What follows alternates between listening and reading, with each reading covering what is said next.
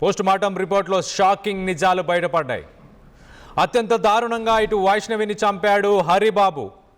ఇటు వైష్ణవి గొంతు నులిమి ఇటు వైష్ణవిని చంపేసినట్లు ఇటు పోస్ట్ మార్టం రిపోర్ట్లో ఉంది.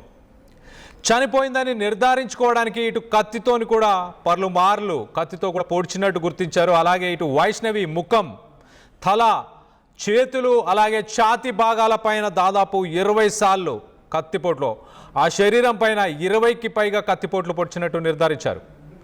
ఇటు వైష్ణవి నిద్రలో ఉన్నప్పుడే దాడి జరిగినట్లు రిపోర్ట్లో వచ్చింది. ఇటు వైష్ణవి దాడితో ఇటు కడుపులోనే దారుణంగా వైష్ణవికి సంబంధించిన 4 నెలల ఆ పసికందు కూడా చనిపోయింది. ఇటు పోస్ట్ మార్టం రిపోర్టు పైన ఇటు అధికారిక ప్రకటన చేయలేదు ఇప్పటిదాకా పోలీసులు. ఒక్కసారి తన ప్రాణాలను తీయొద్దు, తన కడుపులో మాత్రం పొడవద్దు అంటూ మొత్తానికైతే ఇటు వైష్ణవి పలుమార్లు